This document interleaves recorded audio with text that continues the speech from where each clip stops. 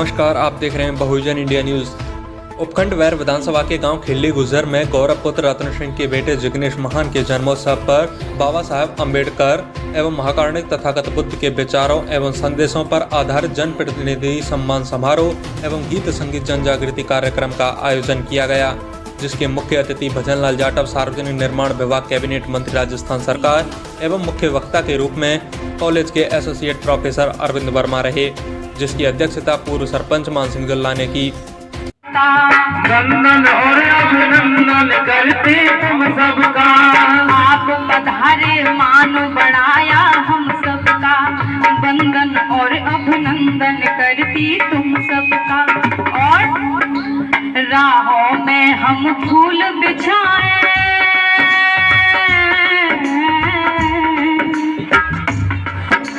राहों में हम फूल बिछाए, करें दिलों से प्यार। दोनों हाथ उठाओ स्वागत में तालियों के साथ। आप पधारे यहाँ खुशियाँ जाई अपार, आप पधारे यहाँ खुशियाँ छाई अपार। विशिष्ट अतिथि सुनीता प्रकाश जाटव चेयरमैन, सुपेदी देवी प्रतिनिधि, राम खिलाड़ी प्रधान, महेश मीणा उप प्रधान वैर, अन्नू ठाकुर, विष्णु गुर्जर, संजू पथैना, रामकिशन सलेमपुर, सुरेश सरपंच रहीमगढ़ आदि रहे। कैबिनेट मंत्री भजनलाल जाटव ने राजस्थान सरकार की ओर से चलाई जा रही जन कल्याणकारी योजनाओं की 1-to-1 उपलब्धियां जनता के सामने रखी और महंगाई एवं बेरोजगारी निजीकरण को लेकर भाजपा सरकार को जमकर निशाना बनाया। मंत्री भजनलाल जाटव ने कहा कि 7 साल की भाजपा सरकार ने गैस सिलेंडर, डीजल, पेट्रोल के दाम दोगुने से ज्यादा कर दिए। सरकारी संस्थानों जैसे BSNL, airport, bank, railway, platform, उपक्रमों का निजीकरण कर सरकारी नौकरी को खत्म कर दिया, जिससे बेरोजगारों के सामने रोजी रोटी का संकट पैदा हो गया।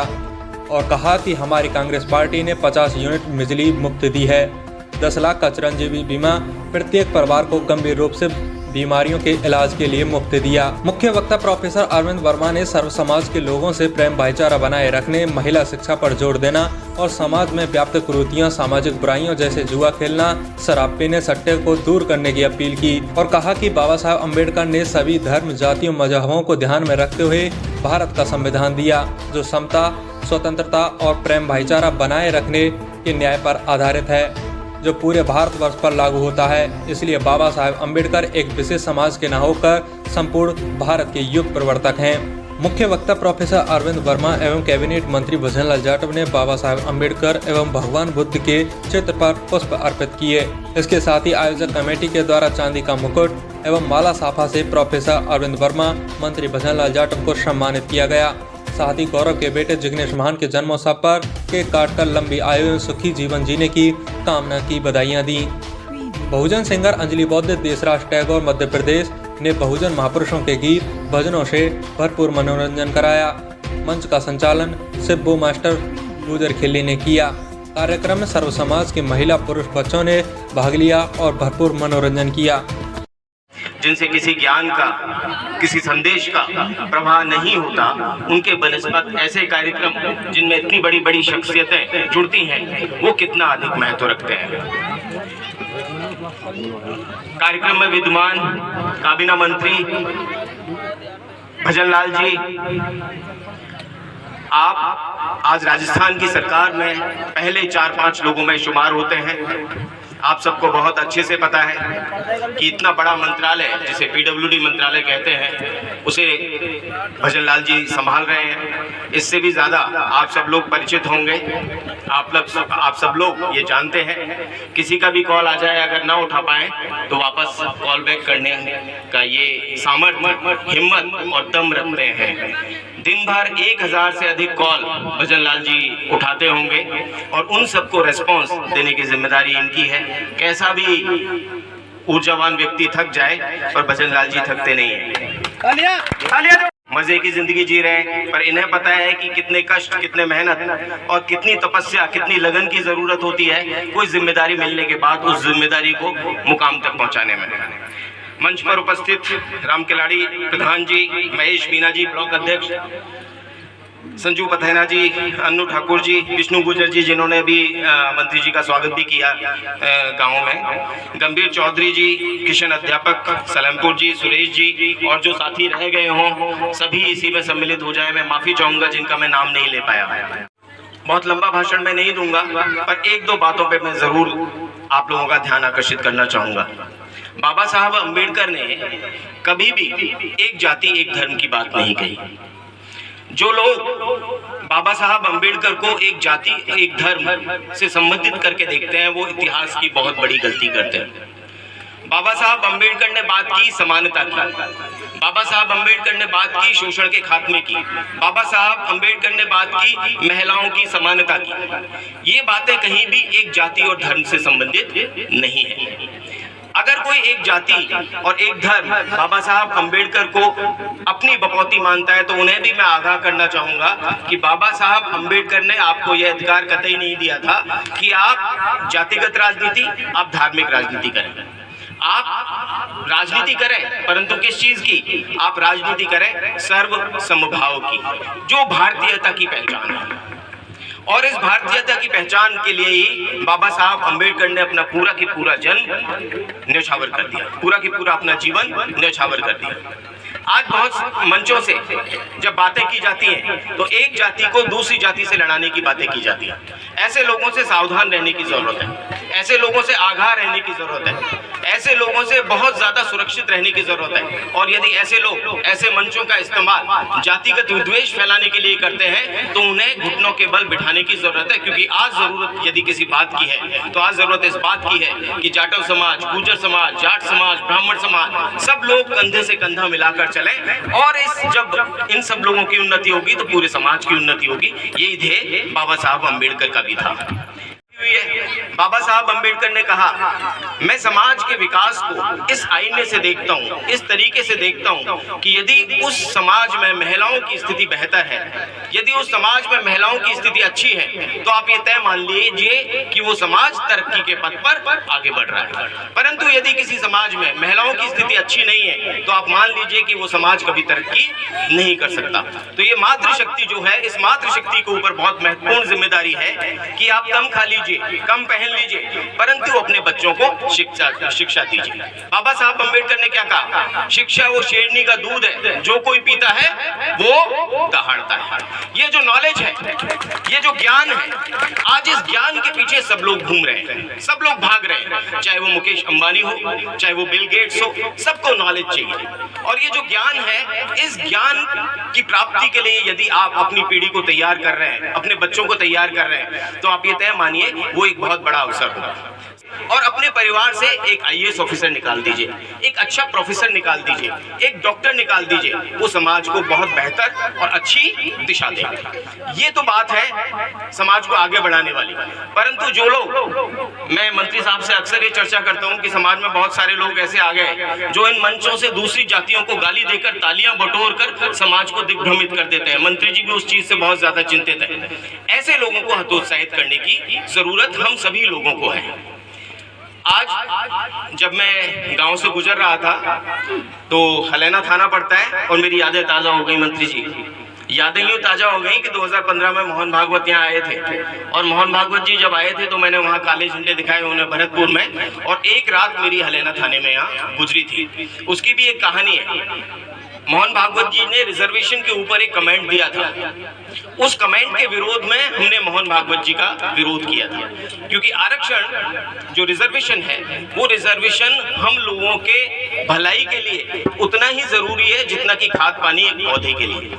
ये हमारा अधिकार है, हम किसी और से उसके अधिकार को छीनने की बात नहीं कर रहे। और अब भारतीय समाज व्यवस्था में देख लीजिए, किसी न किसी तरह का रिजर्वेशन, किसी न किसी तरह का आरक्षण हर किसी के लिए मौजूद है। ये भारतीय व्यवस्था की एक बहुत बड़ी खूबसूरती है। हम लोगों के पास संसाधनों का अभाव है, हम लोगों के पास तरक्की के अवसरों की उपलब्धता की कमी है। इसलिए यदि हम समाज से राजनीतिक व्यवस्था से रिजर्वेशन की डिमांड करते हैं, उसे बनाए रखने की डिमांड करते हैं, तो ये हमारा मौलिक अधिकार है जो संविधान ने हमें प्रदत्त किया है। और दुनिया के हर एक मुल्क में, मैं मंच से बहुत सारी जातियों के लोग बैठे हुए हैं, दुनिया के हर एक मुल्क में, चाहे वो विकसित से विकसित क्यों नहीं है, जो समाज का पिछड़ा हुआ तबका है उसे किसी न किसी तरीके से आगे बढ़ाने के लिए आरक्षण की व्यवस्था मौजूद है। चाहे वो अमेरिका की विकसित व्यवस्था हो, चाहे वो ब्रिटेन की व्यवस्था हो, चाहे वो फ्रांस की व्यवस्था हो, चाहे अभी जो साउथ अफ्रीका जैसे जो देश हैं, जो अभी नव स्वतंत्र देश ही हैं, चाहे वो देश हो,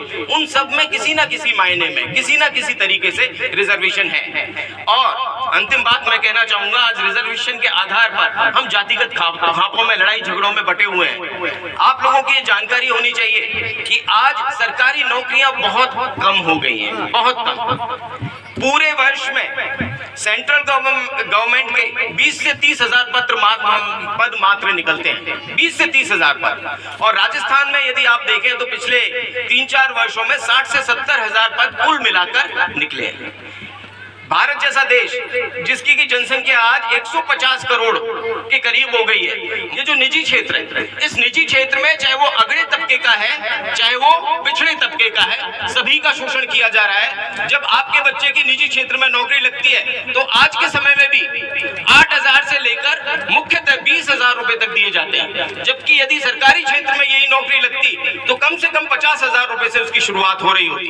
ये जो आरक्षण के आधार पर हमें और आपको लड़ाने का षड्यंत्र निजी कंपनियां कर रही हैं, कॉर्पोरेट हाउस कर रहे हैं, उनसे सुरक्षित रहने की जरूरत है। उन्हें बताने की जरूरत है कि आप हमें मत लड़ाओ आपस में, आप निजी क्षेत्र के द्वार सभी के लिए इस तरीके से खोलो कि जो सैलरीज हैं, जो उनके पर्क्स हैं, वो उन्हें सरकारी क्षेत्र के मुताबिक दिए जाएं। जब तक ये नहीं होगा, आप ये तय मानिए, थोड़े बहुत आप लोगों को चीजें दिखाकर, थोड़े बहुत आप लोगों को पद दिखाकर आपस में आरक्षण की लड़ाई लड़ती रहेंगे हम सब लोग। आज आरक्षण के लिए लड़ने की जरूरत नहीं है, जरूरत इस बात की है कि सभी को रोजगार मिले, सभी को अवसर मिले। ये चीज हमने जिस दिन कर ली, हम इन राजनीतिक दलों के षड्यंत्र से जिस दिन मुक्त हो गए, जिस दिन हमने इन चीजों पर लड़ना छोड़कर जो हमारे कॉमन कॉज है, जो हम सब लोगों को भलाई के रास्ते पर ले जाएंगे, जो हम सब लोगों को आगे के रास्ते पर ले जाएंगे, उन पर जब हमने लड़ना सीख लिया तो आप ये तय मानिएगा कि सभी का भला होगा, एक समान भला होगा, चाहे वो अगड़ा है, चाहे वो पिछड़ा है। आप सब लोगों ने मुझे बुलाया, मुझे बोलने का अवसर दिया, बहुत प्यार यहाँ बरसाया, उस सब के लिए मैं गुजर खेड़ली की जनता का एक बहुत बड़ा इस्तकबाल करता हूँ। मंचस्थ अतिथियों का बहुत बहुत आभार व्यक्त करता हूँ कि आप लोगों ने मुझे सुना, मुझे अवसर दिया, बहुत बहुत आभार, धन्यवाद।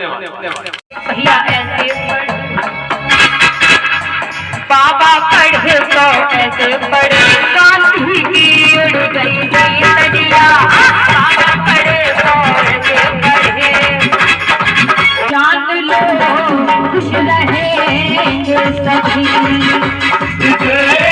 जान लो खुश रहेंगे सभी।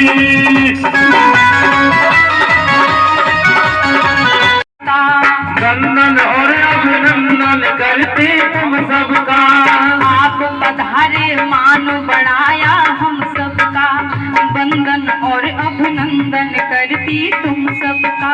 और राहों में हम फूल बिछाए,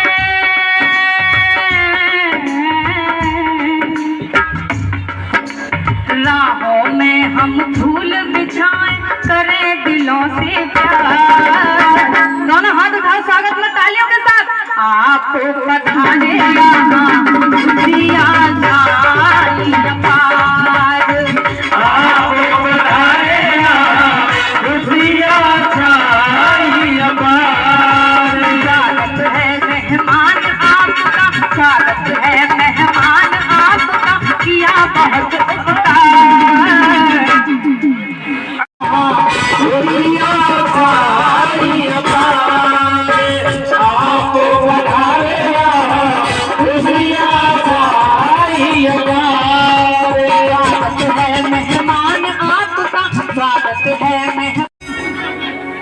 और किया बहुत उपकार। स्वागत है मेहमान आपका, और किया बहुत उपकार। आप पधारे यहाँ खुशियाँ छाए अपार। आप पधारे यहाँ खुशियाँ छाए अपार। स्वागत है मेहमान आपका, किया बहुत उपकार। आप पधारे यहाँ खुशियाँ